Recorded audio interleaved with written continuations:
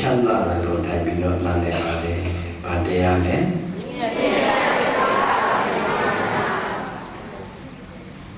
ပြည့်မြတ်စိတ်ထားပိုင်ရှင်များဧကံသမယအာယတမပိန္ဒောလပါရတောဇောခောတံပိယံဝိရရတိခောတိတာရမေဧကံသမယအခါတပ၌အာယတမပိန္ဒောလပါရတောဇောအရှင်ပိန္ဒောလပါရတောဇမတိမြတ်ကြီးသည်ခောတံပိယံခောတံပိမြို့၌ခောတိတာရမေခောတိတာယုံကြောင့်၌ဝိခရတိကောင်းစွာမသွေသဖြင့်သုံးလျက်နေတော်မူပါပေသတည်း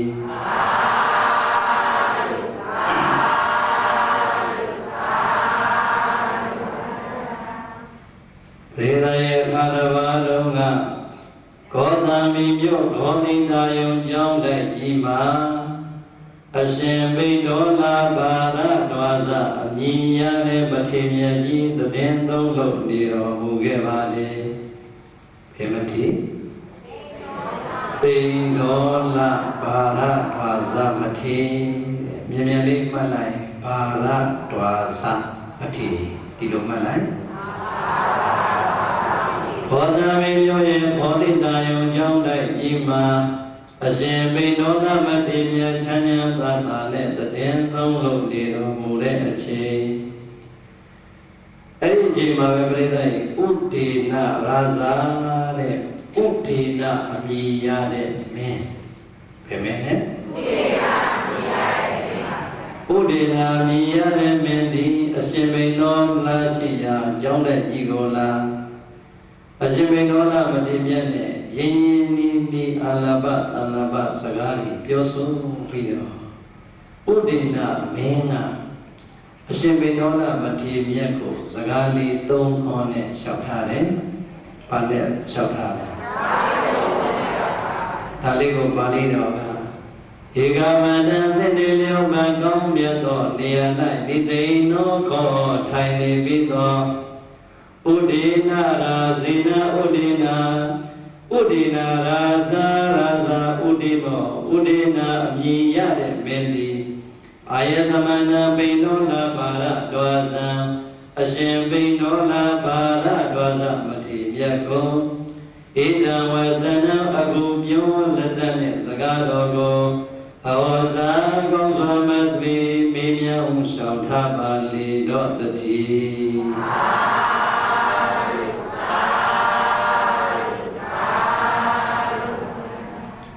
ပြိဿရဲ့ပါဠိတော်ကဒီလောက်ပါပဲဟုတ်လားအပြည့်လို့ရွေးရတာလဲဆိုရင်ဗုဒ္ဓရဲ့ရွှေနှုတ်တော်ထွက်စကားပဲဆိုတာခိုင်မာအောင်လို့ပူဇော်နိုင်အောင်လို့ဟုတ်လားအဲ့ဒီစကားလေးတွေကိုအနည်းချုပ်ရင်အရှင်ပိန္ဒောလပါရတောဇမထေတချိန်သောအခါကာလတုန်းကကောတံပိမြို့ကခောတိတာယုံကျောင်းမှာပြိဿရဲ့ပဲကြောင့်အခုတော့ဘောဗျာမင်္ဂလာတောင်မြို့နယ်ကအားကြောင်းလဲရွှေကျင်ကျောင်းလိုက်ကြီးမှာဟောဒီမှာလဲကောသမိမြို့ကခောတိတာယုံကျောင်းတိုင်းမှာတရင်သုံးတော်မူတဲ့အချိန်ဥဒေနမင်းဆိုတာပြိဿရဲ့ဗုဒ္ဓဘာသာဝင်မဟုတ်သေးပါဘူးတခြားဘာသာဝင်မှာဗုဒ္ဓဘာသာဝင်ဟုတ်ရဲ့နော်ဟုတ်ပါဘူးဗျာဒါဥဒေနမင်းကဗုဒ္ဓဘာသာဝင်မဟုတ်သေးပဲခောတိတာယုံကျောင်းကိုအရှင်ပိန္ဒောလပါရတောဇနဲ့စကားစမြည်တွေပြုံးပြီးတော့တဲ့နေရာလေးမှာထိုင်ပြီးတဲ့အချိန်မှာသူမေးတဲ့မေးခွန်းလေးစိတ်ဝင်စားဖို့ကောင်းတော့ဘောရရှင်ပိန္ဒောလပါရတောဇမထေရဗျာရှိပါနဲ့ဘိုးအရှင်ပါရတောဇမထေရမြတ်ဗျာ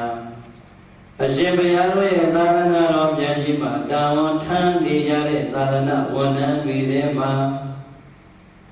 အသက်အရွယ်အပြင်နဲ့အလွန်ငယ်ရွယ်ရုပ်ရည်အပြင်နဲ့အလွန်နုပြို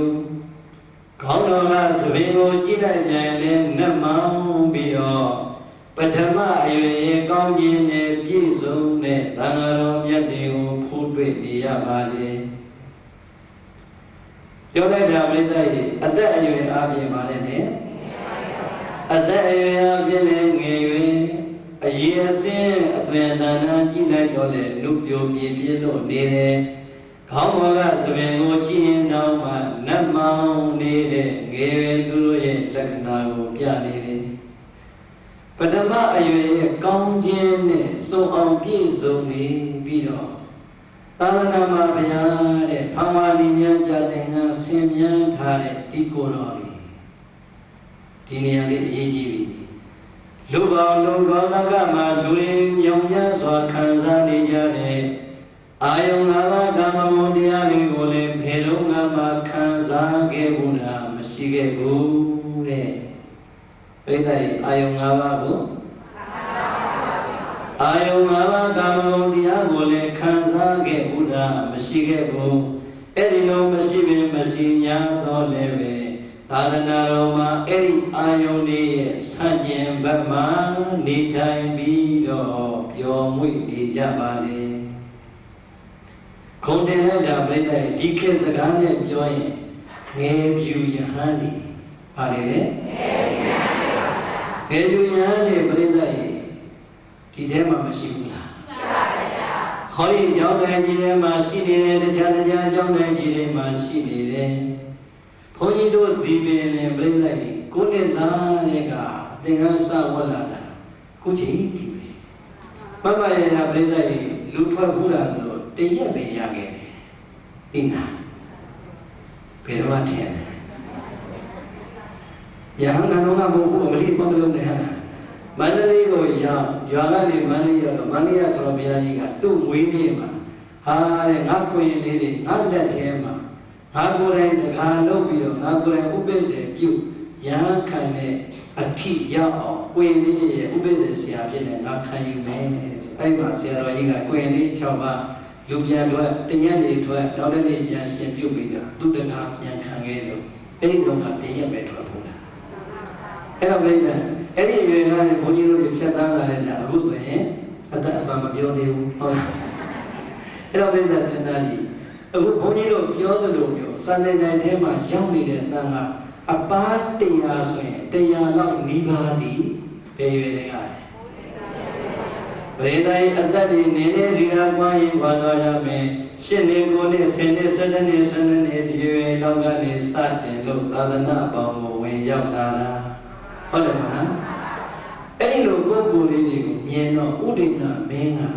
အနေတယ်အရှင်မရတယ်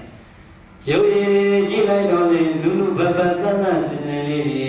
အရွယ်အပြင်းနဲ့ကြည့်ရင်လည်းခွန်အပလာအာကောင်းမောင်းတန်ခေါင်းဘောကသဘေကတော့နတ်မောင်းတဲ့အသွင်လေးတွေနဲ့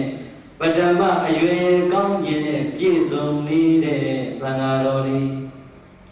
ဒီတော့အရွယ်နဲ့ကောင်းခြင်းနဲ့ပြည့်စုံနေပြီမဲ့ဗျာတဲ့ငါဗျာအာယုံကံမကုန်လူတိုင်းခံစားနေတဲ့အာယုံတွေကိုမခံစားဘဲနဲ့သာသနာပေါ်မှာနေကြတာဘယ်လိုအကြောင်းကောင်းတဲ့များနေလို့ရနေတာလဲပြန်ဘေးကောလေးမလာဘူးလားမှန်ပါဗျာပြိဿကြီးပြောနေတာကဒီစကားကဘာတတိယဘာကြောင့်ဖြစ်လာတာလဲဆိုရင်ဒကမာကြီးတယောက်ကရှောက်တယ်ပြည်တွင်းမှာတယောက်ကရှောက်ဘူးလေပြည်ပမှာတယောက်ကရှောက်ဘူးလေဘာရှောက်လဲဆိုရင်တပည့်တော်တဲ့အရှင်ဘုရားတို့ငယ်ပြီးတော့ကြီးညိုပါလေဒါပေမဲ့တပည့်တော်အိမ်တော်ကြပြီးတော့သားရဲ့သမီးတွေရပြီးမှဝတ်လာတဲ့ဘုန်းကြီးတွေတော့မကြီးညိုဘူးလေဟောဗျာဒီကငုတ်တို့ကြီးပြိတဲ့ကိုကပဲလူထွက်ပြီးတရားတော့ရအောင်ယူရမယ်ပြည့်တယ်အဲ့တော့ဒီဘုန်းကြီးဘလို့ဖြစ်လို့တို့ခမည်းစကားကြီးကျွတ်တို့သာသနာမှာဆိုရင်တော့ကျွတ်တို့ငယ်ပြူတွေကငယ်ပြူအချင်းချင်းငယ်ပြူခုံတိလခုံဝါခုံစာခုံနဲ့ပဲလေးစားကြတာတို့တော့အသက်ကြီးမှဝတ်တဲ့ပုဂ္ဂိုလ်တွေကျွတ်ကမလေးမစားတမ်းမထားတော့မရှိဘူးကိုကခမည်းစကားကြီးကတစ်ဖက်သက်ဆံမနေဘူးလားဘာဖြစ်လို့တော့ပြောပါအောင်ဟောအဲ့ကြမှာတပည့်တော်မရနဲ့မှားသွားရင်တော့ကြောက်ပါတဲ့တပည့်တော်စဉ်းစားကြည့်တယ်တဲ့သားရဲ့သမီးတွေနဲ့2 3ယောက်ရဇနီးမယားရောသားသမီးရောအကုန်လုံးခွာပြီးတော့ဒီအာယုံကြားတွေကနေထွက်သွားနိုင်တယ်သူတို့စိတ်ဓာတ်ကပို့ပြီးတော့မကောင်းဘူးလားဟ သူကအကောင်းသိထားတော့အကောင်းရင်ကိုရင်းစားတယ်ဟုတ်တယ်မလားသူကသာသမီနဲ့ပြောလင်းနဲ့ပြောမရနဲ့ပြောတဲ့အပြောပေါ်မှာကျင့်တတ်ခဲ့တဲ့လူတော့ဒီပေါ်မှာသူကကိုရင်းစားပြောတာတကယ်တမ်းကျတော့ပြိတ္တိအဲ့ဒီအာယုကိုခွာနိုင်တာတော့အခုထူးဆန်းနေတာပဲလို့လေဥဒိနာမင်းရဲ့မထူးဆန်းဘူးလားဘုရားဘာသာမဟုတ်ဘူးနော်ဟောဒီအာယုငါးပါးဓမ္မဟောတရားကိုလူသားတိုင်းခံစားလို့ပြောနေရပေမဲ့ဟောဒီကိုယ်တော်ကြီးငြိမ်ရတဲ့ကောင်းမြတ်ကုန်တဲ့အစုံပြည့်စုံကြတော့လေဒီအာယုလေးကိုတဲ့တောင့်တင်းစွာခံနိုင်ရှိအောင်ကြိုးစားရင်းနဲ့နေထိုင်ကြတာဘယ်လိုအကြောင်းကြောင့်နေနိုင်ကြတာပါလဲအဲ့ဒီမှာမြတ်စွာဘုရားပြောတဲ့စကားလေးပေါဥဒိနာမင်းတကယ်တမ်းကျတော့မင်းကတော့အထူးဆန်းဖို့ဝင်နေသမ္မာသမ္ဗုဒ္ဓဂုဏ်ရှင်ငါတို့ရဲ့ဘုရားရှင်ကိုရောမြတ်ကြီးကအထင်ရှားနဲ့ဟောကြားတော်မူခဲ့တယ်သူသားရဲ့အတွက်မြတ်စွာဘုရားဟောကြားခဲ့တဲ့တရားတော်မြောက်များစွာမှာခြေသားတို့ဟောဒီလောကကြီးရဲ့မှာငါဘုရားရဲ့သာသနာဝန္ဒရှင်ဟန်ဘဝကိုရကြတဲ့ပုဂ္ဂိုလ်များသည်စွမ်းသင်္ကန်းကြောင်းစီပစ္စည်းလေးပါးဆိုတာတရားဓမ္မစီကနေအမိပြုပြီးမှသာသနာမှာယက်တိရမှာဘယ်လိုစီရမရလဲဒီတော့တရားဓမ္မစီကအမိပြုယက်တိရပြီဆိုတော့တန်ဃာတော်မြတ်တွေနေ့စဉ်ဆွမ်းတာမကြွရဘူးလားဝမ်းပိုက်ပါတော့စားကြိတ်တယ်နော်စားမှာပဲဝတ်ကြိတ်တယ်နော်စားဖို့ဝတ်ဖို့နေဖို့အကုန်လုံးပြိတ္တိနောက်ဆုံးနေမကောင်းရင်ကုဖို့ဆေးတော်မှာဘယ်လိုစီရမရလဲဆရာနဲ့တကကင်းလို့ရရဲ့မရဘူးအဲ့တော့ကင်းလို့မရတဲ့ဒီဘဝမှာပြိဿရဲ့တရားနဲ့တရားယူပါယုံတတ္တယုံကန္တယုံရသယုံဘောဓဘာယုံအာယုံတရားတွေနဲ့တွေ့ညာတော်လဲဖြစ်သားတို့ဒီတဲ့ဟောဒီလောကမှာတွေ့လုံဆက်ဆံနေရတဲ့အမျိုးသမီးတွေနဲ့တွေ့ကြုံတဲ့အခါမှာမင်းတို့အမေအရွယ်နဲ့တွေ့အမေမေတ္တာမျိုးပြန်ပြီးတော့ထားပါစကလုံးလေးကိုယ့်ရဲ့အမေရွယ်နဲ့တွေ့ကြုံလာတဲ့အမေမိန်းမတွေအမျိုးသမီးတွေရဲ့အပေါ်မှာဟောဒီမိန်းမကြီးတွေဟောဒီအမျိုးသမီးတွေဟောဒီဒကမာကြီးတွေငါနဲ့ဒီဘဝမှာပြစ္ဆုတ်ဘဝမိခင်မတော်မီမတော်ညာတော့လေဘဝသံဃာအဆက်ဆက်တုန်းကငါအမေဖြစ်ခဲ့လိမ့်မယ်ငါအမေပဲဖြစ်ရမယ်လို့ရှင်လင်းမှာမေတ္တာပေးပါနံပါတ်1နံပါတ်2ညီမအရွယ်အမအရွယ်တွေတွေ့ရင်လည်းပဲညီမအမရဲ့အပေါ်မှာထားတဲ့မေတ္တာစိတ်မျိုးနောက်ဆုံးွယ်တဲ့သမီးအရွယ်လေးရှိရင်တော့ကိုယ်မှသမီးမရှိတော့လေဘဝတန်ត្រာတော်ကဟောဒီကလေးဟာဟောဒီကလေးမှာငါသမီးလေးပဲဖြစ်လိမ့်မယ်ဆိုတဲ့မေတ္တာစိတ်နဲ့ဆက်ဆံဖို့အစောကြီးတဲ့ကဟောပြီးသားပဲခင်ဘုရားဟောခဲ့ဘူးလားဟောခဲ့တယ်ဒီတော့ပြိဿရဲ့အဲ့ဒီအားလေးအာယုံပြုလိုက်တော့ဒီကနေ့ခေတ်ထဲမှာစောစောကဒကမာကြီးပြောတဲ့စကားကကျုပ်ကိုတိတရားဟောဖို့ဖြစ်တာသံဃာတွေပြိဿရဲ့မြန်မာနိုင်ငံမှာအခုဆိုရင်4 သိန်းခွဲ5 သိန်းလောက်ရှိနေပြီတကယ်စာတတ်ပေတတ်တွေအများကြီးပဲပြိဿရဲ့ငယ်ပြူရဟန်းတွေများလာတောထွက်ရဟန်းတွေများ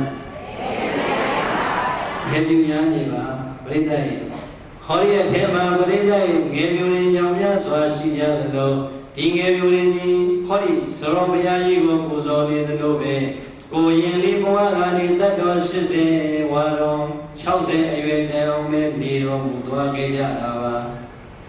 ကိုရင်လေးဘဝကနေဘဝကိုစတင်လို့ပရိယတိနေပေကိုဖြတ်သန်းပฏิပတ်တိနေပေကိုဖြတ်သန်းရင်းနဲ့ဘဝရဲ့ငြိမ်းချမ်းခြင်းကိုကိုယ်တိုင်နဲ့ရှာသွားသလိုဒကာဓမ္မတွေကိုမလုပ်ခဲ့တယ်ငြိမ်းချမ်းတဲ့တရားတွေမပေးခဲ့ဘူးလေအေးဒါကြောင့်ဥဒိနာမင်းရဲ့ပထမမေကုံကိုပြန်ပြီးတော့ဖြည့်ရှင်းလိုက်တယ်ဥဒိနာမင်းငါဘယံငါတို့ရဲ့မြတ်စွာဘုရားသာသနာမှာရှိနေရတဲ့ငယ်ရွယ်ပြိုမြင့်တဲ့ရဟန်းတော်မြတ်တို့သည်ကောင်းခြင်းငါဗျာမိမိတို့ရဲ့လူငယ်ဘဝအကောင်းတွေကိုဘလောက်ပဲပိုင်ဆိုင်လို့နေကြတော့လေအမေရွယ်မျိုးသမီးတွေနဲ့တွေ့တဲ့အခါမှာမိခင်စိတ်ထားနဲ့ပြောဆိုဆက်ဆံကြတယ်ညီမအရွယ်အမအရွယ်မျိုးသမီးတွေနဲ့တွေ့ကြုံဆက်ဆံတဲ့အခါမှာညီမလေးအရွယ်အမကြီးအရွယ်တွေအဲ့ဒီစိတ်ထားမျိုးနဲ့ပဲဆက်ဆံခဲ့တယ်အယုံဆုံးသမီးအရွယ်မိန်းကလေးများနဲ့တွေ့ရင်လည်းပဲ သမီးလေးတယောက်ပေါ်မှာထားတဲ့ဖခင်ရဲ့မေတ္တာစိတ်မျိုးနဲ့ဆက်ဆံခဲ့တဲ့အခါမှာတဲ့အာယုန်တွေဘလောက်ပဲများမယ်များကြတော့လေမေတ္တာဖြူစင်တဲ့စိတ်ထားလေးကဘဝရဲ့ယက်တည်မှုကိုထိန်းချုပ်နိုင်ခဲ့ပါလေမကောင်းလားမှန်ပါဗျာပြိဿရတန်ဃာတော်ရှင်မြတ်ကြီးယက်တည်ခွင့်ရနေတဲ့ယက်တည်နိုင်တဲ့စိတ်ဓာတ်ဒီဖြူစင်မြင့်မြတ်တဲ့မေတ္တာစိတ်ရဲ့စွာပေါ်မနေဘူးလားပေါ်နေပါဗျာအဲ့တော့ဒီနေရာမှာပြိဿရေတရားဓမ္မတွေလည်းအချင်းချင်းပေါ်နေ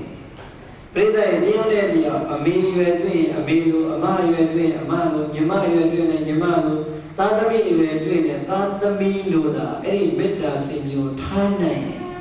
တန်ဃာတော်ရှင်မြတ်ကြီးအာယုံ၅ပါးကာမဂုဏ်တရားတွေကိုခုံပြီးတော့ဆင်းမသွားကြတယ်လို့ပဲဒုပရိသတ်ရောဘဝရည်တည်ရေးမှာမအေးချမ်းဘူးလားအေးချမ်းပါဗျာအေးချမ်းတယ်ဒီတော့အရှင်ဘာရဒွါစကမိတ်လိုက်တော့ဥဒိဏမင်းကနောက်တော့ပြီးတော့စဉ်းစားတယ်ဟာအရှင်ဘုရားမိညာတော်အရှင်ဘုရားရဲ့သံဃာတော်ရှင်မြတ်တွေသည်အမေရဲ့ပေါ်မှာမိခင်စိတ်ဓာတ်ညီမအမရဲ့ပေါ်မှာအမျိုးသမီးရဲ့ပေါ်မှာအမစိတ်ဓာတ်ညီမစိတ်ဓာတ်သမီးရဲ့ပေါ်မှာသမီးစိတ်ဓာတ်နဲ့နေနိုင်ခဲ့တဲ့အတွက်ကြောင့်အာယုံရဲ့ဖန်ဆားခြင်းကိုမခံရဘဲနဲ့ယက်တည်နိုင်ရင်လို့ဆိုတယ်ဒါဆိုရင်ဟုတ်ပြီဗျာတပည့်တော်ဒီအကြောင်းနောက်နဲ့တော့လက်မခံသေးဘူးတဲ့ဥရိနာမေလက်ခံလားကဲဒုပရိသတ်ကိုလက်ခံတယ်လက်ခံပါလေဥရိနာမင်းကနောက်တဲ့သူပြောတဲ့စကားကပြိဿကြီးဆုံးတော့မစိုးအံ့ဩစရာကောင်းတာအရှင်ဘုရားတဲ့ဟောဒီလောကမှာရှိနေတဲ့ပုထုဇဉ်လူသားအလုံးတို့ရဲ့စိတ်ဓာတ်ဒီလောလံနဲ့အမြဲတမ်းလွန်လီဖောက်ပြန်နေပါလေပုထုဇဉ်ရဲ့စိတ်ဟာပြိဿကြီးငြိမ့်တာလားငြိမ့်ပါဘူးဗျာပေါက်ချီနိုင်ကြီးဆိုတာဘယ်သူကိုပြောတာပုထုဇဉ်စိတ်ပြိဿကြီးစဉ်းစားတော့အခုတရားနာမယ်လို့စိတ်ထဲမှာပေါ်ဝင်ပေါ်ညာတော်လည်းပဲအကြောင်းလေးတစ်ခုပေါ်လာတဲ့မနာတော့ဘူးလို့ပြောင်းသွားတယ်ရောမရှိဘူးလားရှိပါတယ်ဗျာတခါတခါပြိဿရဲ့စကားကောင်းလို့မတော်တော့ဘူးတခါတခါကြောက်လေအကယ်မီဘူးကဘသူမညာသေးလို့မတော်တော့ဘူးဟောတခါတခါကြောက်လေပြိဿရဲ့ဘုံကြီးလည်းပြောတော့9နာရီ7နာရီလို့မလားပြန်မယ်မနာတော့ဒီစိတ်မျိုးမပေါ်တယ်ဟုတ်ပါတယ်ဘုထုဇဉ်စိတ်ကိုယ်စိတ်ကြီးပြိဿရဲ့ငြိမ်တာများလားလှုပ်တာများတနေ့24နာရီမှာဘယ်နှနာရီလောက်လှုပ်ဟမ်25နာရီလောက်လှုပ်တယ်တခါတိုင်းအလှုပ်လို့ဘာတနာရီရှိရတယ်အဲ့တော့ပြိဿစဉ်းစားရင်ဘုထုဇဉ်ရဲ့စိတ်နေ့စဉ်ကိုယ်စိတ်လေးပဲကိုယ်စိတ်ကြီးဟာတထိုင်အတွင်းနဲ့ပဲပြိဿရဲ့ပြောင်းလဲလိုက်တဲ့စိတ်ကနိုင်ရဒါကိုဥဒိနာမင်းကဘာသာကြားလို့ဆိုတော်လည်းပဲမသိစရာအကြောင်းရှိသလားရှိပါဘူးဗျာရှိဖို့သူလည်းစိတ်နဲ့ပဲရုပ်နဲ့ပဲဒီတော့အရှင်ဘုရားတပည့်တော်တို့ရဲ့ကုသိုလ်စဉ်စိတ်ပြန်မြဲတယ်ပဲမောက်ချီနှံကြီးနဲ့မငြိမ်မသက်နဲ့ဖြစ်နေပါလေဟောဒီကိုယ်တော်လေးဗျာအမျိုးသမီးအသီးသီးရဲ့အပေါ်မှာအရှင်ဘုရားမိန့်ကြားတယ်လို့မေတ္တာစိတ်ထားနိုင်တယ်ဆိုတာတပည့်တော်လက်ခံပါတယ်သို့တော်လည်းပဲအဲ့ဒီမေတ္တာစိတ်ကအမြဲတမ်းဖြူစင်နဲ့အမြဲရှိပါမလားဗျာဒါကြောင့်နောက်ထပ်အကြောင်းလေးပြရင်တပည့်တော်ကိုပြပါအောင်တဲ့ဒီလုံးနဲ့တော့မခိုင်လုံသေးပါဘူးလေကဲပဲရဲ့သူပြောတာမှန်လားမှန်ပါတယ်ဒါဘုရုဇဉ်စိတ်ပြိဿရဲ့အမြဲတမ်းဒီကိုမောင်နှမစိတ်အမြဲတမ်းသားမိစိတ်ဆိုတာရှိကျင်မှာရှိမှာပေါ့ဟုတ်တယ်မလားမရှိခဲ့တာနဲ့ဇတ်တော်တွေမှာအများကြီးရှိခဲ့တာတွေနဲ့ဇတ်တော်တွေမှာအများကြီးပဲဒီတော့တယောက်ချင်းစီရဲ့စိတ်ကိုစမ်းစစ်လို့လွယ်ပါမယ်။လွယ်ပါဘူးဗျာ။ဘုရားလည်းရာဂိုင်လုံးနဲ့တွေ့ရင်တော့ဘုရုဇဉ်တော်တော်များများရဲ့စိတ်ဒီပေါက်ချီနှံ့ကြီးမများဘူးလား။များပါဗျာ။ဒါလေဒါကြောင့်မငြိမ်တဲ့ဘုရုဇဉ်ရဲ့စိတ်ပိုင်ရှင်တွေဖြစ်ကြတဲ့အတွက်ကြောင့်အရှင်ဘုရားရဲ့သံဃာတော်အရှင်မြတ်တွေဒီအဲ့ဒီစိတ်တွေကိုအမြဲတမ်းပဲနှလုံးသားမှာဝေနိုင်ပါမလားဗျာ။တရားအကြောင်းလေးရှိပြပါဦးတဲ့ဒီလောက်နဲ့တော့တပည့်တော်ကတော့I don't believe မယုံဘူးပေါ့သူကဟုတ်လားကဲမယုံဘူးဆိုတော့အရှင်ဘာရဒွါစာကပြန်ပြီးတော့ပြောတယ်ဟိုဥဒိနာမင်းဟုတ်ပါလေဘုရုဇဉ်ရဲ့စိတ်တွေဘလောက်ပင်ကောက်ပါစေဘလောက်ပင်လှုပ်ရှားလို့ဘလောက်ပင်မြောက်စိတ်ပဲဖြစ်နေပါစေ Halo biar singari tu tari adua asoji dega dhamari pibida bedai mari beda sedaro melodi tiap dia nyinya de agama hori ayu nue boma phasamu khaya dade yasi de milai de yubayo boma yubayo ye phasa ye yasi ma makhaya mu la bedai yubayo ne yasi sonya bi so yin bedai swena ni tana upada ni ga kat twa bi so yin yasi ne yubayo jo phasa khaya de ajit ni tu bedai ko lai ma syong nge ya mu la yasi ga ma khwa nai lo pyatana ni patak ke mu laဟုတ်တယ်ကဲကျုပ်ဒီလေမိနိုင်တော့လိုက်တဲ့ဖြစ်မယ်ကဲကျုပ်ကိုတက်ခဲ့တာကိုပြောဘယ်တော့တက်ခဲ့တာလဲကဲမလေးနဲ့အတန်ကြောင့်ကိုနားမှာအလုရှုပ်ခဲ့တာလည်းမရှိဘူးလားရှိပါရဲ့တွားကြည့်စတဲ့မျက်စိရဲ့အမြင်ယူပါယုံကြောင့်လည်းပဲဟောဒီမျက်လုံးအိမ်မှာအလုတွေရှုပ်ခဲ့တယ်နားကြောင့်လည်းပဲအတန်ကြောင့်လည်းပဲဟောဒီနားထဲမှာအလုရှုပ်ခဲ့တယ်အနက်ကြောင့်လည်းပဲဟောဒီနှာခေါင်းမှာအလုရှုပ်ခဲ့တယ်မရှုပ်ခဲ့ဘူးလားအမလီခေါ်ရရှာလေးတဲ့ကြောင့်အလိုလိုက်ပြီးတော့အရသာကြောင့်ရောအလိုမရှိခဲ့ဘူးအရသာကြောင့်အလိုရှုပြန်လောင်ခတ်လို့တချို့ဆိုရင်ပြိဿအစားတစ်ခုရဲ့အတွက်လည်းကိုရံပြစ်နေရတာမရှိဘူးလားရှိပါဘူးဟောအဲ့ဒီအခြေအနေကိုရောမပါခဲ့ဘူး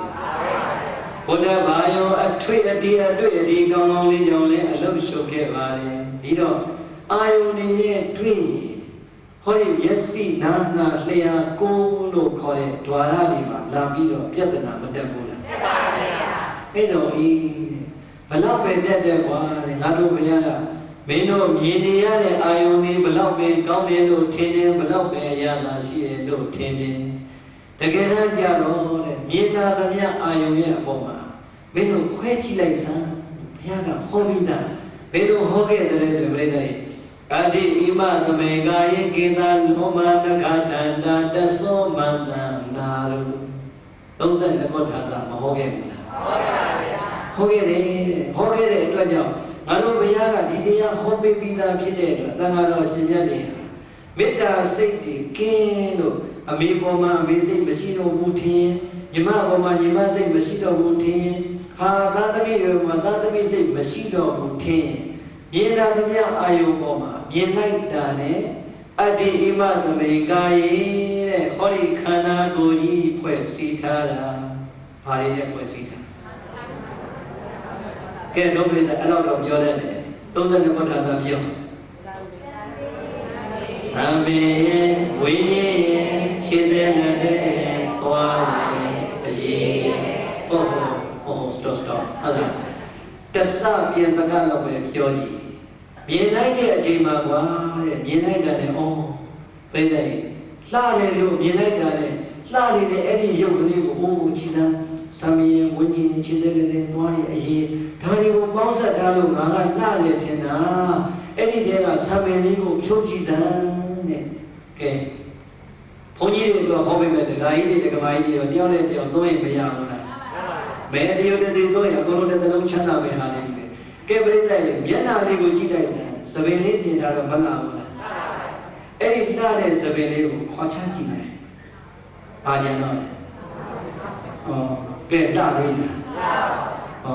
ဒါဆိုရင်ဟောဒီကရုံးလေးကိုသပင်လေးပြင်ကြည့်လိုက်ပါဘာသာမဆိုးဘူးပြိတ္တိလှနေတဲ့ဖြင့်ကရုံးကိုလှတဲ့တဲ့ဟိုသူကကရုံးနဲ့မလို့လှသပင်လေးကြီးကမမိုက်ပါဘူးပြောင်းမသွားဘူးလားလှနေတဲ့သပင်လေးကြီးကိုသပင်လေးကြောင့်လှတာဆိုအဲ့ဒီနဲ့ဖယ်လိုက်ပြိတ္တိသပင်မပါရင်လှနေတာဒီတော့ပြိတ္တိလှတယ်ဆိုတာဘာကပြတ်တာသူကပြတယ်လားကိုယ်စိတ်ကပြနေတာပြိတ္တိဆံပင်ပြီးရင်မွေးခြင်းနဲ့ရှိတဲ့မွေးခြင်းလေးတွေပြိတ္တိတချို့ကပြောတယ်လက်အမွေးလေးတွေနဲ့စိမ့်နေသဘောမကျဘူးလားမွေးလေးကိုစိမ့်နေတာပဲအမေပြောလိုက်သေးတယ်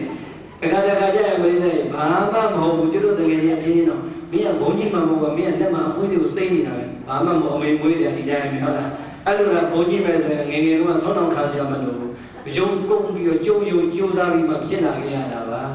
ဒီတော့ပြောနေတာကတချို့ကအမွေးစိမ့်လေးတွေတွေ့မှလှတဲ့တင်အဲ့ဒါလေးပေါ်မှာလှလိုက်တာလို့မဆွဲဘူးလားဆွဲပါဘူး che ai voi si đi nhau sau gì này bây giờ ra đi thì đó tôi rất là có đang là con sami vui như thế này tôi là gì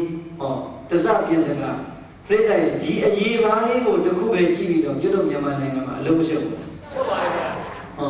nhà này là lưu nhiều đồ đồ nhà là chú ra này nhiều là bao nhiêu nhiều là lấy mà bảo bà này bây giờ đang học quá rồi chứ đâu là nhiều này là rồi áp chú làm mà áp chú hốt để anh nói là lúc mà không biết gì tôi nhớ học à cô không chịu biết thế nào mà nhưng mà này là nhiều này nhớ ra cái đó áp chú làm đấy rồi mình nói đi áp chú đi làm chứ về thì đi khang nghe bị nhớ mà điều cái nhau là xe nó bé này bé chi đi làm này mình tu đâu đi làm này thì làm nhau này mà là cái gì qua một thầy gì rồi nhau chú cả bé đi mà để bé đi chết để nhau đi rồi nhau mà ai là nhau bây giờ này tu lên con này tôi sẽ làm cái gì cả bố môn ở đó thì này nhiều hoa bị đẹp chua lúc đó ở chỗ nào đấy chỗ gặp chua lúc đó mà tôi chỉ khai hậu mà đúng không bố lý này chua khăn này rồi có nào cô bố nhiều rồi đây này mấy gì nào chua gì nào ấy rồi đây này gì đấy cái khu này lâu chưa rồi chưa đâu này chua đấy đùa này mấy mà cho đủ quá này là lật đồ lật sửa đây nha mấy này đùa này chua gì nó đây này đi nhiều rồi mà lâu ya ấy rồi nhóm nhận thì này mà cho nó ấy rồi nhóm nhận được tôi nhớ này đây này thì nó mà chi này tôi mà đâu cũng vậy này ha mấy cái mà đã gì à England đấy thế mà tôi này ấy này rồi thế mà mỗi cái đồ thuốc ra đúng rồi chứ đâu thì chơi rồi mấy này đó vì là thì mà đi style này bùa này hôm mà cái style cái này mà đúng rồi xí này là style tu cả là trika là nó xí phải không lúc ý này mà mấy này cái biết là nó một khai chị anh thế mà bóng bị đúng miếu rồi muốn thả còn nhớ món đó từ người mấy này trên như bắt bật thông thả ấy rồi nhá bà lao về mẹ đi qua đó đi chú là bố chú này bây giờ chứ đâu là mà bia thoa đây được rồi là đi đâu chú là đi vài nhà đâu chú lịch nhà mà qua bên này này mà đi chỗ đó chú chạy ra nào chú là đi ông đi thoa là đi rồi mấy đây chỗ đó là sao mà thoa vậy đâu bây giờ như là cái như là xây chú là chăn siêu mà làm cái xây của anh ấy nào đâu ông ấy lên đây ai biết cái xây này mà níga tu đôi chỗ đó gạo tiếng Anh đi chơi níga biết mà đất toa này chơi mà đi mà bố đi cô mà đi bên đây biết cái xây một mặt khá đấy mà là gì đó bên đây ta rồi đấy chú đấy ai ông biết ông đâu đấy suy ông anh yêu ông lấy phiền ông rồi cái cô lúc một đến na bên đây anh ấy nói là Great San Doji rồi nhỉ, có lẽ toa gì nào bộ Great San Doji nhỉ, các bạn mà đi tới nhà về gì đó, thì nhỉ toa nhà về rồi, lấy cô lấy xe ông nhỉ biểu này, xe rồi nói này, khôi áo này nó xe rồi, mà gì tới đi bên hà rồi, lúc đó bây giờ cũng vậy, cái gì rồi cũng như vậy, cái chứ đâu biết mà này, mà cái bên hà này, em nói là xe này là bắt chặt là bóng, có lẽ ăn lâu rồi rồi là bắt đi, thì có một giáo bộ rồi là khai lên cho nó đi công như những cái gì đi công như đất vào, có nhiều là chơi về lúc giờ là freedom rồi này rồi bây giờ chỗ đó sau này là đi đến nơi bây giờ sau biết rồi bây giờ high school cái đó rồi bây giờ cô lên sao bây giờ cái đó và bây giờ em là về về nhà vậy mà anh có nói nín đó rồi mua đi ra qua cái này sao bây giờ nhìn em mà bây giờ nhìn em mà nhìn em chỗ này cái này nhìn luôn là cái nhìn luôn em chứ mà nó thật là bây giờ chỗ đó là chú chạy đây này rồi đó chú ao rồi tôi nói là về chú cháu đây này rồi đây này ai đi ao rồi đi anh ta đến chỗ là sẽ rồi thì anh nhảy người đi cháu bây giờ chỉ người đi lối bây giờ chỉ này rồi em mà bên nào kia chán em mà bên đi là bây giờ cháu nhau đó là gì thì tôi chốt mà đi mà bây giờ không biết là bây giờ mình đang đi ra là tao đi này không mà này ai mà style này mà style nó bây giờ đi ăn được bé là beach cặp nhà là về bây giờ mà nó vui nó bây giờ về nhà này anh đã giờ cho mày luôn cho nhà đã cho nó skin cái sao này nó thêm chuyện này em nhớ rồi là anh gì cái khu này là lâu sâu này cái đó thì anh gì này ông đi đây nó ra nó có thằng này mà khoa chỉ đại sao mà ta đi anh em nhận cho anh để sao bây giờ cái mà thằng cái khu này có về lâu sâu này anh nó lúc cái mà con rồi thì xin ra gì mà အာလုံးတို့ဖြစ်နေတဲ့ဘဝဖြစ်နေတဲ့ကိလေသာအကုန်လုံးဒီဟောဒီမျက်နှာလေးတစ်ခုလေးနဲ့ပဲအလုံးမရှုပ်ဘူးလားဘာဘောကအရင်နုနုဖြူဖြူလေးကိုကြည့်ပြီးတော့မှပြိဿရဲ့အပတ်တွေလွတ်တော့ပြဿနာတက်တယ်သဘင်ကောင်းတာကြိုက်တော့သဘင်လေးတစ်ခုလေးနဲ့ပြဿနာတက်တယ်နှခမ်းလာတာကြိုက်တော့နှခမ်းလေးတစ်ခုနဲ့ပြဿနာတက်တယ်လှအောင်လုပ်ပြတယ်ကိုလည်းလှအောင်လုပ်ပြအလှကိုကြည့်တယ်ကိုလည်းအလှကိုကြည့်နေပြိဿလေဘဲအထက်တစ်ခုလေးနဲ့ကိုကြစိတ်မများဘူးလားကိုကြစိတ်များလို့ကြည့်တဲ့လူတွေရောပြဿနာမများဘူးလားများတယ်သို့တော့မြတ်စွာဘုရားကအေးငါသားတော်လေရုပ်ရည်အစင်းကိုမြင်နိုင်တဲ့ယောက်ျားပဲမိန်းမပဲသူပဲငါပဲလှလိုက်တာရုပ်ဆိုးလိုက်တာဘာမှမဖြစ်နေတော့တဲ့ပြိဿရဲ့ငါပဲဖြစ်မယ်ဟောဒီခန္ဓာကိုယ်ကြီးဒီအဋ္ဌိကိမသမင်္ကာယဟောဒီခန္ဓာကိုယ်ကြီးဒီဘာတွေနဲ့ပေါင်းစပ်တာကိသာလောဘတက္ခတတတသောတဲ့ပြောအောင်ဒီမှာသံပင်ဝိညာဉ်ခြေသက်နဲ့သွားအရေးကဲကိုကောင်းတဲ့ထင်တဲ့အရာတွေတစ်ခုစီခွဲကြည့်လိုက်ကောင်းတာရှိသေးလားသံပင်ပဲမြင်လိုက်ကွာတဲ့ဝိညာဉ်ပဲမြင်လိုက်သွားပဲမြင်လိုက်အရေးပဲမြင်လိုက်အကုန်လုံးကိုပေါင်းဆက်ထားလို့လှတယ်လို့ထင်နေတာတစားစီခွဲကြည့်အလှဘယ်မှရှာလို့မရဘူးလို့မြတ်စွာဘုရားကအစောကြီးတိုင်းနဲ့မှတ်ခိုင်းထားတာဖြစ်တဲ့အတွက်ဟောဒီသံဃာတော်တွေတဲ့မိခင်စိတ်နှမစိတ်ကြောက်သွားရင်အဲ့ဒီကမ္မထာနဲ့ဒုတိယကာလကမ္မထာကိုစီးဖြန်းရင်းနဲ့ပဲမိမိရဲ့ဘဝသီလသိက္ခာကိုထိန်းသိမ်းရင်းနဲ့နေနိုင်ကြရတယ်။ကဲမကောင်းဘူးလား။အခုဒီကနေ့ပူဇော်နေတာတရေကံဆိုဘုရားကြီးဆိုတာပြိဿယဟန္တာလူနာ။ငယ်လူနာတော်တော်ငယ်ပါဗျာ။ပြိဿရဲ့ကိုရင်လေးဘဝကနေတတ်တော်ဘလောက်မှပြန်တော်မူသွားတယ်။တတ်တော်80ကျော်အထိပြိဿရဲ့မိမိရဲ့သီလသိက္ခာစောစောပြောတဲ့မေတ္တာစိတ်ထားဖြူဖြူလေးနဲ့မထင်းခဲ့ဘူးလား။ထင်းပါဗျာ။မေတ္တာစိတ်ကြီးအားနေသွားဒုတိယကာလစီးဖြန်းတဲ့ကမ္မထာလေးနဲ့အပြစ်တွေမြောင်ရှုပြီးတော့ထိမ့်သိမ့်သွားလိုက်တာဒီကနေ့ပြိဿရဲ့တတ်တော်လာရှိမယ်ဆိုရင်တရားမပြေဘူးလားပြေပါဗျာပြေပြီဒါကြောင့်စရောဘုရားကြီးကိုဖူးတွေ့အာယုံပြုပြီးတော့ပူဇော်နေတိုင်းမှာစရောဘုရားဖြစ်လာမယ်ကျုပ်တို့ရဲ့ငယ်ပြူတကယ်ဖြူဖြူတတ်တတ်ကိုတော်ချောချောလေးတွေကျုပ်တို့လိုပေါ့ဗျာလို့မပြောပါဘူးဟုတ်လားကဲပြိဿရဲ့ငယ်ပြူလေးတွေရဲ့တန်ဖိုးကပေါ်မလာဘူးလားပေါ်လာပါငါတို့ပူဇော်နေတဲ့ငါတို့ရဲ့စရောဘုရားကြီးဒီဟောဒီလိုငယ်ငယ်လေးတွေကနေမိခင်ပေါ်မှာညီမပေါ်မှာသမီးပေါ်မှာထားတဲ့မေတ္တာစိတ်တွေနဲ့မိမိရဲ့သီလဂုဏ်ကိုထင်ခဲ့တယ်မထင်ခဲ့ဘူးလားထင်ခဲ့ပါဗျာသီလစွာရဲ့ပေါ်မှာမေတ္တာတတိအားနေနိုင်ဒုတိယကာရ32ခုတန်သာကမ္မထစီပြင်းရင်နဲ့ကမ္မထကိုစီပြင်းရင်နဲ့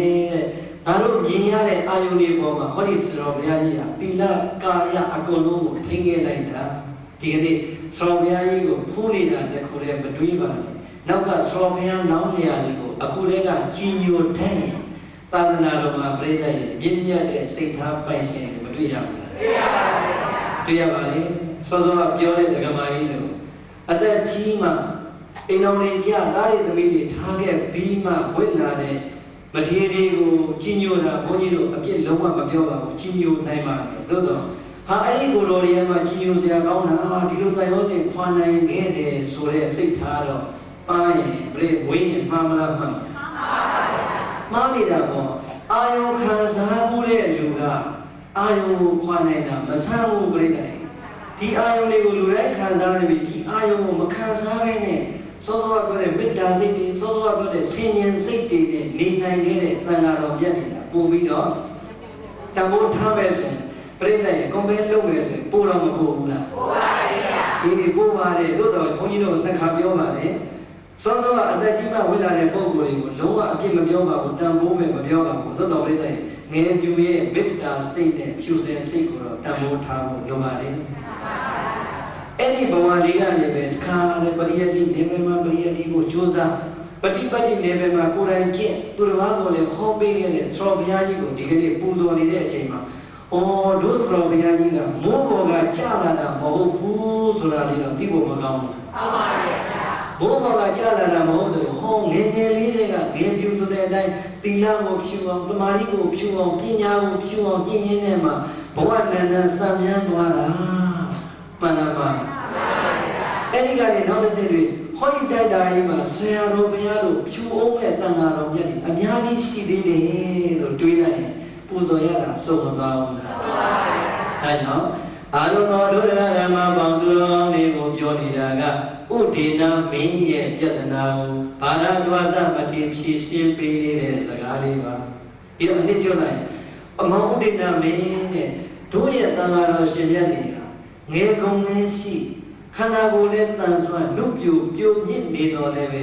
မေတ္တာစိတ်တွေအားနည်းနိုင်32ခုတန်တာကမ္မထံစီးပြန်ဖို့မြတ်စွာဘုရားပေးထားတဲ့အတွက်ကြောင့်ရေလာသမျှအာယုန်ရဲ့ပုံမှာကုဋ္ဌာကကမ္မထံစီးပြန်ရင်းနဲ့ဘဝကိုသီလသမာဓိပညာတွေမြင့်ပြီးတော့ယက်တည်နေခဲ့တယ်။အဲ့ဒါချက်ပြီးတော့စောစောပါစိတ်နဲ့နေဒုတိယကစင်ရင်စီးပြန်လိုက်တော့ပြိဿရေပြောင်းမသွားဘူးလားပြောင်းပါပါလှတာရှိအောင်မလားရှိပါပါတဲ့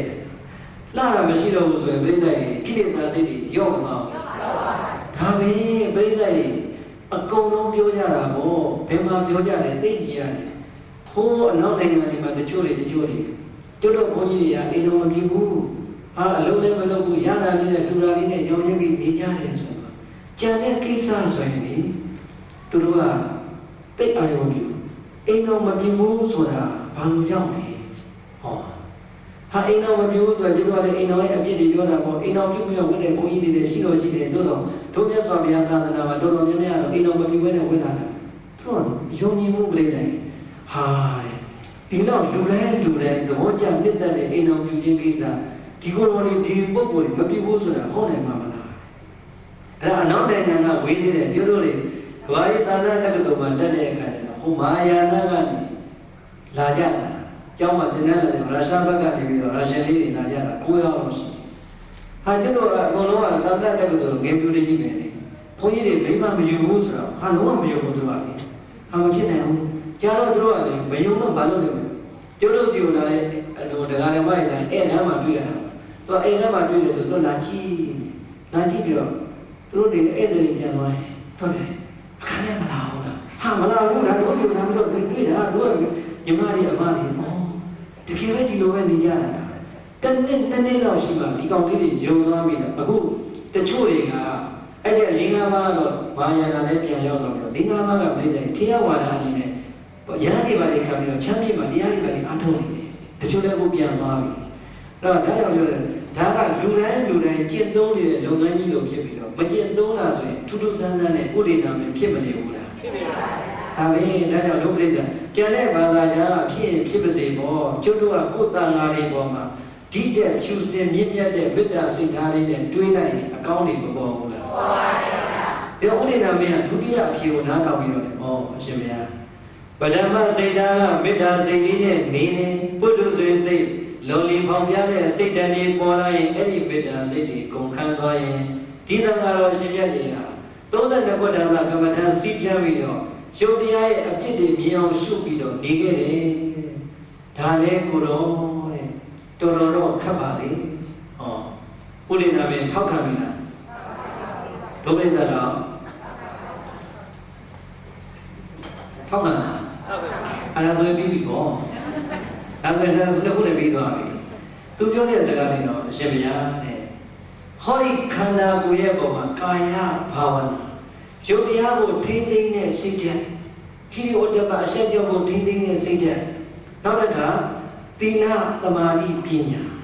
ဟာသီလစွမ်းအားသမာဓိစွမ်းအားပညာစွမ်းအားတွေမပြည့်ဝတဲ့ပုဂ္ဂိုလ်တွေဘယ်လိုလုပ်ပြီးတော့ဒီခန္ဓာကိုယ်ကြီးကိုအလှပိုင်းကိုမြင်နိုင်အပြစ်မြင်အောင်ရှုနိုင်မလဲဗျာဟောအရှင်ဘုရားရဲ့သံဃာတော်ရှင်မြတ်တွေဒီဟောဒီကိုယ်တော်ရဲ့နှလုံးသားထဲမှာကိုယ်ရုပ်တရားကိုထိန်းနိုင်စွမ်းရှိတဲ့ပုဂ္ဂိုလ်တွေအကုန်လုံးရှိပါမလားကိုယ့်ရဲ့သီလစွမ်းကိုအမြဲတမ်းထိန်းသိမ်းနိုင်တဲ့ပုဂ္ဂိုလ်တွေအကုန်ဟုတ်ပါမလားတဲ့တမာတိတွေရောဘယ်လောက်များခိုင်ကြီးနဲ့ဒီကိုယ်တော်တွေကမြင်လာတဲ့အာယုံကို32ခုဌာနကမ္မဋ္ဌာန်းစီးပြန်းနိုင်မလဲသူတို့နှလုံးသားမှာရထားတဲ့ရုပ်တရားရဲ့အဖြစ်အပျက်ကိုသိတဲ့ဉာဏ်ကရောဘယ်လောက်များရှိနေလို့လဲပုဂ္ဂိုလ်တိုင်းမှာအဲ့ဒီသီလသမာဓိပညာစွမ်းအားမပြည့်သေးရင်တော့အရှင်ဘုရားရဲ့ မြင်လာသမျှအချောလာတိုင်းပေါ်မှာ32ခုထာတာမစီးဖြန်းနိုင်တော့ပါဘူးလေကဲပြိဿရဲ့သူပြောတဲ့စကားမှန်လားမှန်လားမှန်ပမာရေပြိဿရဲ့အပြစ်မပြောပါဘူးသူမှားလားမှန်တကယ်ရောပြိဿကိုမှန်မနေဘူးလားအေးအဲ့မှန်နေတာကိုအကြောင်းပြုပြီးတော့ဘုရားကမာကြီးကပြောတာတချို့ငယ်သူတွေတဲ့အရှင်ဘုရားလည်းစာလေးလေးတက်ပြီးတော့ခါလဲ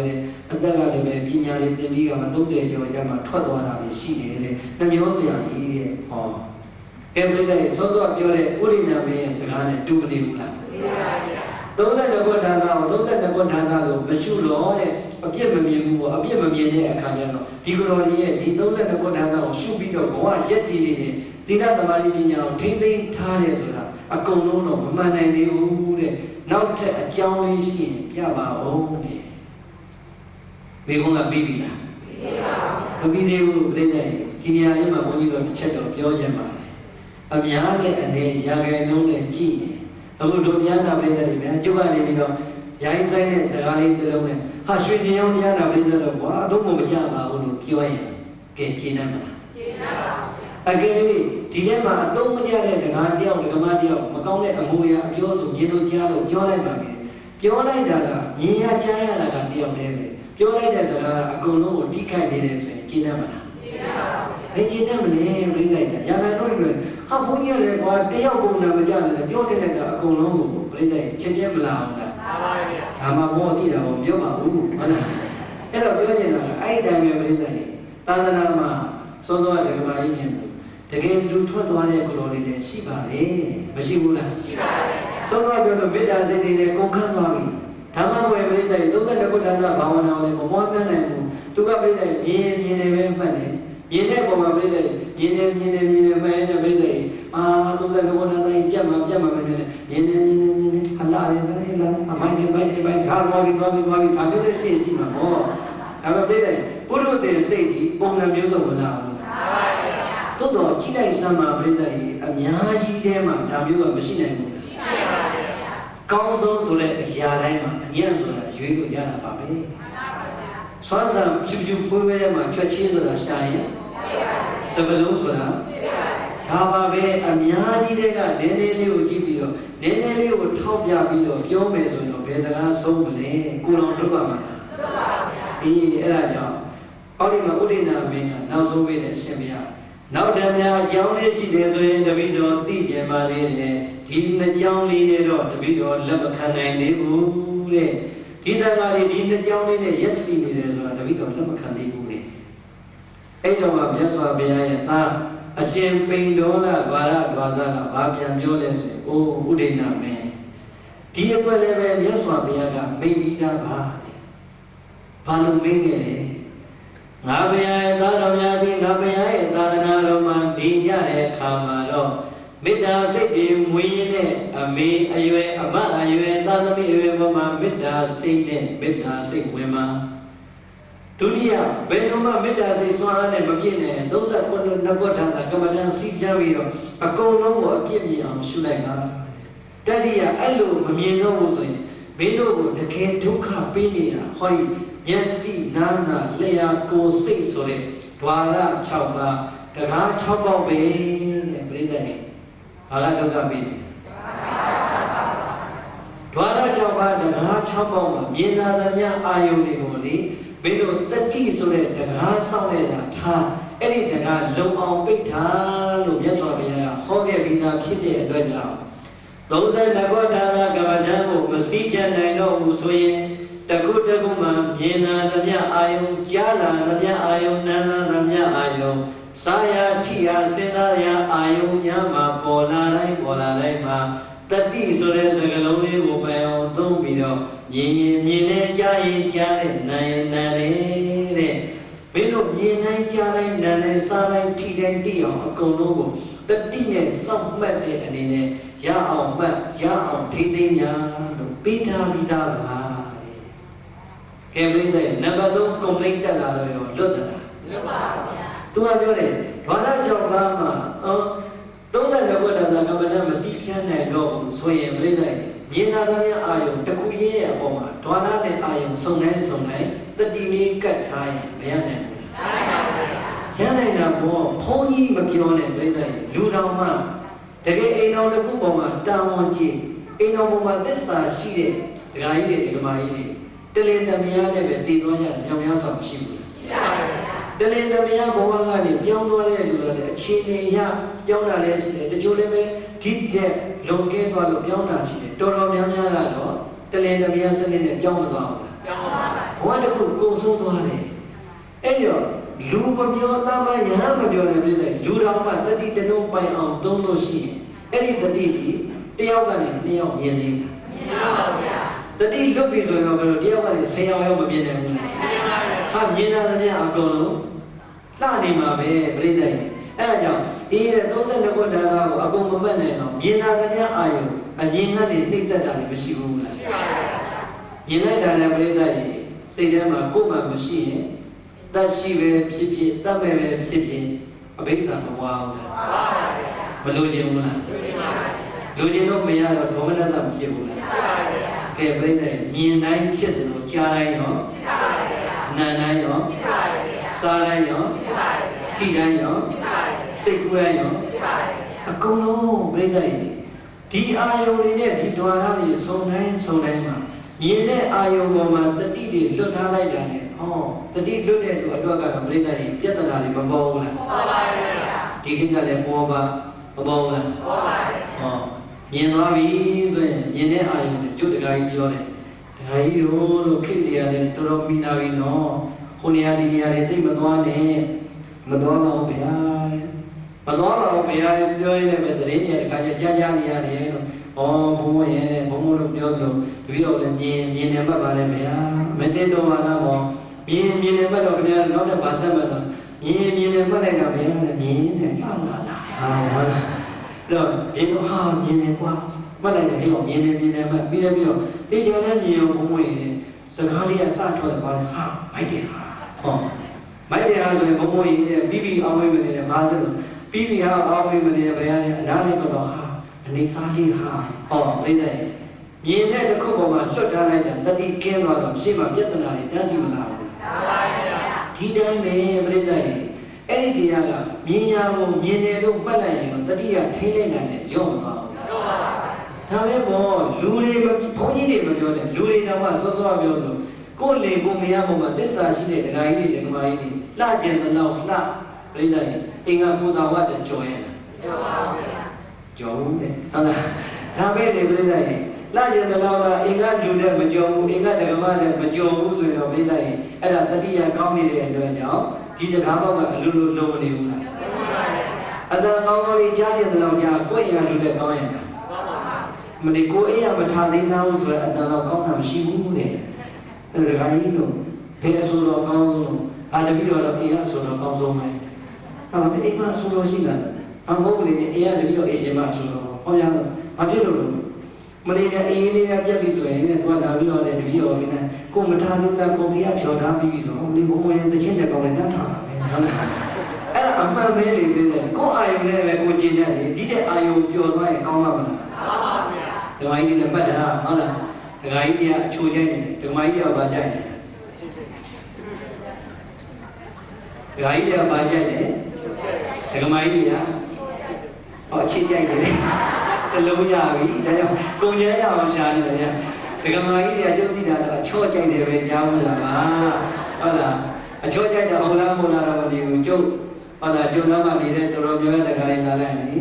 အရင်တော့စာကျိုးရှိတယ်မဟုတ်လားမယားပြောတော့အမေပြောတော့ဟောကျုပ်ကအခုစာကျိုးပြောင်းတာဟုတ်လားဘုန်းကြီးပြောတော့တသက်ဟုတ်လားအမေပြောတော့တလားမယားပြောတော့တညတော့တခဏမလေးခဏလေးကျောင်းကနေတော့ခဏလေးဟောငါတို့ဒီမှာလုပ်ကြလေးရှိတဲ့ဟောပေါ်နေကိုဘယ်ရောက်နေရလဲအငါဘုံတော့အဲ့ဒါကလေးကနေလို့သိမကောင်းနဲ့အတူမနှောမှမင်းကိုပြန်လာရင်ကောင်းပါမယ်ဟိုရင်တပြည့်တော့သွားတော့ခေါ်လုံငန်းတိုင်းပြစ်တာပဲဟာကိုပြန်လေးပြောင်းရခဲ့ပါဦးလားဘုံပေါ်လည်းတော့တော့ဘုံဟောမလေးတိုင်းဟောကျုပ်ကစဉ်းစားတယ်မယားပြောတော့အဲ့ဒကမကြီးဒကာကြီးတွေမကြိုက်နဲ့ဒကမကြီးတွေမကြိုက်နဲ့အဲ့ဒါဆိုကိုကြိုက်ကိုသိရအဲ့တော့ပြောရင်ကဘုန်းကြီးတွေကိုကြီးညိုတတ်တဲ့နေရာမှာစဉ်းစားလိုက်ပေါ့ ငါတို့တောင်မှအာယုန်ရဲ့အပေါ်မှာဒီလောက်ခွာနိုင်တယ်တကယ်ဘုရားရဲ့တရားတော်နဲ့အညီပရိယတိသံမေသင်ပฏิပတ်တိကိုအားထုတ်နေတဲ့ဒီမထေမြတ်တွေဆရာတော်ကြီးတို့ပဲတခါတည်းခေကြီးဝါကြီးဖြစ်အောင်ထိမ့်သိမ်းသွားကြတာမြင်တဲ့ပုံမှာကြားတဲ့ပုံမှာနားတဲ့ပုံမှာစားတဲ့ပုံမှာထိတဲ့ပုံမှာကြံစည်စိတ်ကူးတဲ့ပုံမှာတတိဆိုတဲ့စကားလုံးလေးနဲ့တကားပေါက်ကိုလုံအောင်ထိန်းခဲ့တဲ့အတွက်ကြောင့်ဒီတန်ခါတော်အရှင်မြတ်ကြီးဟာဒီဘဝဒီသာသနာမှာပြိုမြင့်ငယ်ရွယ်နှုတ်နယ်စွာနဲ့အာယုန်လေးကိုမခံစားမှုတော်လည်းပဲသာသနာကိုတာဝန်ကျေစွာထမ်းနိုင်ပါလေနောက်ဆုံးမိကုန်းကိုဖြည့်ထည့်လိုက်တာပြိဿမှန်လားမှန်ပါဗျာပြီးတော့ဒီစကားလေးကိုအနည်းပြန်ချုပ်ကြည့်သူပြောလို့လားဟောဒီကိုတော်လေးတဲ့ငယ်ငယ်ရွယ်ရွယ်တန်တန်ဆွမ်းဆွမ်းဖြူဖြူနုနုခေါင်းပေါ်ကဆိုရင်နတ်မောင်းနေပြီးတော့ပြုံမြင့်ငယ်နုနေတဲ့ပထမအရွယ်နဲ့ပြည့်စုံတယ်ဒီနောက်ပြည့်စုံတဲ့အရွယ်မှာလူတိုင်းခံစားနေတဲ့အာယုံ၅ပါးကာမဂုဏ်တရားအိမ်တော်သားမွေကိစ္စတွေကိုမလုပ်ဘဲနဲ့မပြုတ်ဘဲနဲ့ဘဝမှာနေနိုင်တယ်ဆိုတာဒါအကြောင်းကြောင့်လေပေါ်မသွားဘူးလားပေါ်ပါပါအိမ်တော်သားမွေမပြုတ်ခြင်းဒီမြင်သမျှအမျိုးသမီးတွေရဲ့ပေါ်မှာမိခင်စိတ်နှမစိတ်သာသမီစိတ်ရှိလိုက်တဲ့အခါသီလသမာဓိပညာတွေခိုင်မသွားဘူးလားခိုင်ပါပါဘုရုဇေသဘာဝအရာဖောက်ပြန်ပြည့်စည်တဲ့ဒီစိတ်တွေဖောက်ပြန်လာပြီးအမေစိတ်တွေရောလာပြီးအမစိတ်တွေရောလာပြီးသာသမီစိတ်တွေရောလာပြီးဆိုရင်ဒီကိုယ်တော်တွေတစ်ဆက်ပြန်ပြီးတော့ဗာနဲ့ထိန်းသိမ်းနေ39ဘောဓာသာနဲ့မြင်အောင်ထိန်းသိမ်းနေဥဒိနာမင်းပြောလို့ပဲဟာသီလသမာဓိစွမ်းအားတွေကမပြည့်သေးတဲ့အချိန်မှာကိုယ်တော်တိုင်းကဒီလိုကြီးစင်ကြင်နိုင်ပါမလားဆိုတော့နောက်ဆုံးပြိတ္တရဲ့ပေးလိုက်တဲ့ point ကြီးဗာနဲ့ပြန်မြင်နေကြားတဲ့နားနဲ့စားတဲ့ထိတယ်ဒီနေရာကျတော့ရှင်းရှင်းလေးပဲကိုယ်တိုင်ဥပမာပေးလိုက်တယ်ကိုယ်တိုင်မှပြိတ္တရဲ့မြင်တဲ့အာယုန်တိုင်းပေါ်မှာဖြစ်တယ်ဖြစ်ပါဘူးကြားတဲ့ပုံမှာကြားတိုင်းဖြစ်တယ်ဖြစ်ပါဘူးအေးဒါကြောင့်ငါတို့ဒီမြင်မြင်ရကြားရနာရစားရထိရရဲ့ပေါ်မှာတတိတရားလေးလက်ကင်ထားရင်အဲ့ဒီအာယုန်တွေပေါ်မှာငါတို့ဒီတဲ့ဆွဲလမ်းမှုတမန်မှုရှားတာတွေကင်းနိုင်ခဲ့ရင်ဟောဒီသံဃာတော်ရှင်မြတ်တွေဒီပရိယတိသာသနာထမ်းနေတဲ့ပฏิပတ်တိသာသနာပွားများနေတဲ့အတွက်ကြောင့်ဒီကိုယ်တော်တွေမှာရှုမှတ်မှုအထိမရောက်ရင်တော့စင်ကြင်မှုတတိလေးနဲ့ပဲဟောဒီတရားပေါက်တွေပြိနိုင်ခဲ့ပြီတဲ့ဒါကြောင့်သံဃာတော်မြတ်တွေဒီမေတ္တာစိတ်ကြောင့်ညဉ့်ညက်စိတ်ထားလေးနဲ့တည်နိုင်တယ်ဟုတ်လား32ဘောဓာတ်စိတ်ကျမ်းတဲ့စိတ်တန်းကြောင့်ညဉ့်ညက်စိတ်ထားလေးနဲ့သာသနာမှာတည်နိုင်တယ်ဟောအာယုံ6ပါးဓဝရ6ပါးဆုံးတိုင်းမှာဓဝရတရားပေါက်တွေကိုတတိတရားဆောင်နဲ့ပြိနိုင်ခဲ့တဲ့အတွက်ညဉ့်ညက်စိတ်ထားလေးနဲ့သာသနာမှာတည်လိုက်တာဒီကနေ့အဲ့ဒီသာသနာမှာထင်ရှားစွာတည်သွားတဲ့မထေမြတ်ကြီးတွေကြားတဲ့ကပြုလို့ပဲမထေကိုပူဇော်နေတယ်တပိကံသရောဘုရားကြီးကိုပူဇော်နေတာဒါကြောင့်လွန်တော်မူသွားတဲ့သရောဘုရားကြီးကိုပူဇော်တာကသာဓုခေါ်ပါတယ်အလွန်လည်းကောင်းပါတယ်သို့တော့လွန်တော်မူတဲ့ဆရာတော်ကြီးရဲ့နေရာမှာအစာဝင်လာမဲ့ဟောဒီသံဃာတော်မြတ်ကြီးအပေါ်မှာလည်းဒုပရိသတ်ကအခုလိုသာမြင်တတ်ကြည်ညိုတတ်ရင်မြင့်မြတ်တဲ့စိတ်ထားလေးကိုမြင်အောင်ကြည့်တတ်ရင်သာသနာနဲ့တရားကနေရတာပိုအစမပြေဘူးလားပြေပါလေစောစောကအမြင်မျိုးတွေမမြင်ပြီးပါစေနဲ့ဟုတ်လားအဲ့တော့ဒီတရားလေးဆုံးပြီဆိုတဲ့အချိန်ကျတော့ဥဒိနာမင်းဟာအရှင်ဘုရားမောင်ထားတဲ့အိုးကိုလှန်ပြလိုက်သလိုပါပဲဘုရားဖုံးထားတဲ့နာယံလေးကိုဖွင့်လေပြလိုက်သလိုပါပဲဘုရားမျက်စိနဲ့လမ်းပါနေတဲ့ပုဂ္ဂိုလ်လက်ကိုကင်ဆွဲပြီးတော့ဟောတာလမ်းမှန်ပဲလို့ပြလိုက်သလိုပါပဲဗျာတဲ့သာသနာမှာနေတဲ့ငယ်ရွယ်ပြုံမြင့်တဲ့ယဟန်တွေဘယ်လိုယက်တည်နိုင်ခဲ့ကြတယ်ဆိုတာတပည့်တော်ကောင်းကောင်းလက်ခံပါပြီတဲ့ဥဒိနာပဲလက်ခံမသွားဘူးလားအားကြောင့်လက်ခံလာလဲဆိုရင်စောစောကပြောသလိုသူကိုယ်တိုင်မှာလည်းဓဝါရတွေမရှိဘူးလားရှိပါတယ်မျက်စိနာနာလျှာကိုယ်စိတ်သူ့မှာလည်းဓဝါရ6ပါးတရား6ပါးရှိနေတဲ့အတွက်ဒီတရား6ပါးကလာတဲ့အာယုန်တိုင်းကိုသာသူလက်ခံတာသူရောနေလို့ရပါမလားအဲ့တော့ငါတို့လိုတာမန်ပုထုဇဉ်တွေတော်မှာတာမန်အယက်သားတွေတော်ဒီဓဝါရ6ပါးတရား6ပါးကိုတတိကတ်လိုက်တာနဲ့မြင်လာတဲ့အာယုန်တွေထိနိုင်တယ်ဆိုရင်ဒီတန်ဃာတော်တွေဒါကြောင့်ထိမ့်သိမ့်နေနိုင်တာပေါ့ဆိုတဲ့စိတ်ကလေးနဲ့ဥဒိနာမင်းယုံကြည်သွားလိုက်တာအဲ့ဒီမှာပဲတထိုင်နေနေတယ် พยาเตียตันยานาเบียตุมาจีโยเรอุปาตกะผิดကိုခံယူသွားပါလေ။ဘာဖြစ်သွားလဲ။ဥပါဒကဖြစ်ကိုခံယူသွားပြီဆိုတော့ဘာဖြစ်သွားလဲ။ဘုရားဘာသာဖြစ်သွားပါလေ။ဟောအာရုံတို့ဓမ္မဆွေတော်မျိုးတော်လေးတရားနာမည်ပြုတ်ဘယ်လိုပြလိုက်လဲ။ယဉ်ပြစိတ်ကပိုင်ရှင်များဆိုတာတပါးလေးဟောရတာ။ယဉ်ပြစိတ်ဓာတ်ပိုင်ရှင်ဖြစ်တော်မူတဲ့သတိကံသရောဘုရားကြီးကတော့လွန်တော်မူသွားပြီ။နောက်တဲ့မြင့်မြတ်စိတ်ဓာတ်ပိုင်ရှင်ဖြစ်တော်မူတဲ့သံဃာတော်လေးဟောဒီနေရာမှာတပါးပြီးတပါးအစာဝင်လာနိုင်ဖို့ရန်အာလုံတော်ဒုရဓမ္မပေါင်းတော်ကောင်းတွေကလွန်တော်မူတဲ့သရောဘုရားကြီးကိုဂုဏ်ပန်းလို့ပူဇော်ကြသလိုလွန်တော်မူတဲ့နေရာမှာအစာဝင်လာကြမဲ့သံဃာတော်ရှင်မြတ်တွေမြင့်မြတ်တဲ့မေတ္တာစိတ်ဓာတ်ဖြူစင်တဲ့စိတ်ဓာတ်လေးကိုအာယုံပြုကြရင်းနဲ့နောက်အစဉ်ဆက်မပြတ်ပူဇော်နိုင်ရန်ထီကောင်းထီမြတ်အရှင်တော်အရှင်မြတ်တွေပေါ်ပေါက်နိုင်ရန်စွမ်းသင်္ကန်းကြောင်းစီပစ္စည်း၄ပါးနဲ့တက်ရှိထင်ရှားဘဝတွေကပူဇော်ဖို့မလိုဘူးလားလိုပါပါဗျာပူဇော်ဖို့လည်းလိုပါတယ်ပူလည်းပူဇော်ကြပါတဲ့ဒါမှမြင့်မြတ်စိတ်ဓာတ်ပိုက်ရှင်များသည်သက္ခတိုးရင်နဲ့မြတ်စွာဘုရားရဲ့သာသနာမှာထေရှင်ဝါရှင်ထေကုံဝါကုံသည်ကုန်ဆုံးပါမလားကုန်ဆုံးပါဘူးဒါကြောင့်မြင့်မြတ်စိတ်ဓာတ်ပိုက်ရှင်များကိုဒီလောက်ပြရင်ကျင့်တတ်ပါဘာကြောင့်လဲဆိုရင်ဒီကနေ့ကအလိုက်သိရမယ်တရားဖြစ်ပါလေခုလောက်ဆိုရင်တရင်ပြီးတော့နောက်တဲ့အကယ်ဒမီစပါတော့မယ်ဟုတ်လား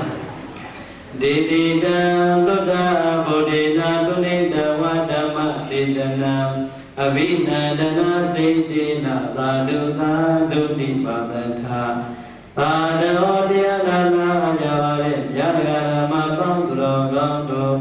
ဒုမေသင်သူတော်ကောင်းအပေါင်းတို့သည်သုဒ္ဓဗုဒ္ဓေနာဒါနသီလသမာဓိပညာနှင့်ဆက်ရှင်သောဘုဒ္ဓဗျာဗျာကိုပေးစွမ်းတော်မူသောဘုရားရှင်ကိုယ်တော်မြတ်ကြီး၏သန္တိကံအထံတော်မှဒေတိတံတသိခန္ဓာဟောကြားအပ်သောဣမံဓမ္မဒေသနာမြတ်စွာဘုရားရဲ့သာသနာတော်မှာပြုမြင့်ငယ်တဲ့ခုံကိုထိန်းသိမ်းရင်းနဲ့မြင့်မြတ်တဲ့စိတ်ဓာတ်နဲ့သာသနာပြုတော်မူနေရတဲ့ရှင်ကောင်းရှင်မြတ်တွေအပေါ်မှာမြင့်မြတ်တဲ့စိတ်ဓာတ်တွေပြန်လည်ထားနိုင်ဖို့ရည်တည်ဟောကြားတဲ့ဣတရားဒေသနာတော်မြတ်ကိုသူနေတဝါကောင်းစွာယုံတည်နာကြကြကုန်ပြီးဖြစ်၍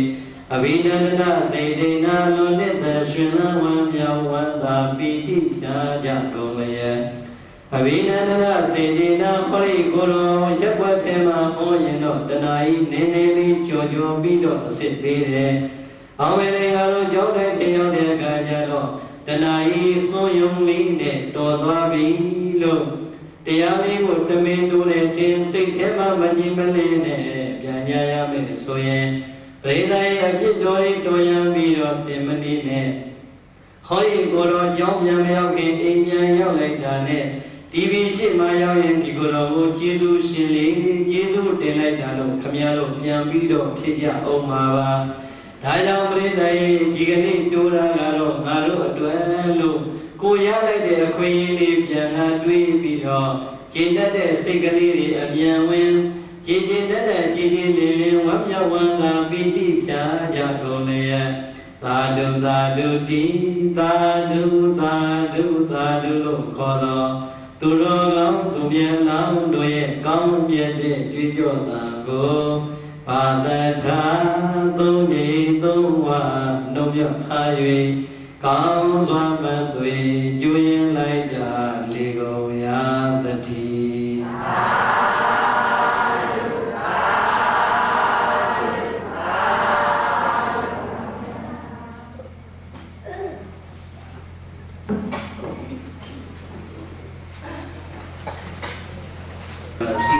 စီဝါကိုက်ကုန်မယ်ဆင်းရတော့မှလားရှင်းပြပြီးတော့မှလည်းရေစက်ကြအောင်အောက်တော့မှလည်းတုတ်ဖိုးကြီးနဲ့မငြင်းမသက်ဘုန်းကြီးတွေခဲမပြန်လည်းရေစက်ကြအောင်တဲ့တယောက်ကလည်းပြန်တော့တဲ့ရုပ်ကလည်းရထိုင်ပြီးလိုက်တော့ပြန်လည်းမပြောင်းထိုင်လည်းမထိုင်ဘူးကဲအလုံးလိုက်ဆိုအရှင်ဘုရားဤတော်များသည် Jarana Dona Kangai Jogo Yabiyata Yogi Thai Shindo Yabaya Hojaro Mudo Tiyado Mya Nipomya Swa Palacha Ao Tita Yabwabasiya Ida Ayom Yui Kinzuro Shin Jam Yuajo Yigan Siaro Myaji A Sangan Nemyao Koi Mayui Uzoya Chin Karnat Hamadame Shin Jemba Uzo Jayui Hana Tila Havana Kongu Susuru Pongsu Jinya Kilokya Bago I Shibyabaya Ikudo I Swahati Tiyamyago Lambwekin Swa Ato Queen Yayi Iboa Mame Yadu Diyamya Queen Nayang Tauban Kudo Kibasi Pia Ikudo Ne Sadamyago Tashi Tinsha Viva Ova Siadamanya Ne Bueno Gitwa Viva Ova Siadamanya Go Sathayi Toze Dabo Jinye Gondo Tadawa Nabyama Abaundo A Kudo Amya Dewi Nabai Nya Ya Yui Wamya Wanda Padu Konai Bine Omya Do Ubawanai Yama Chanda Manda Jati Khidya Bazi Do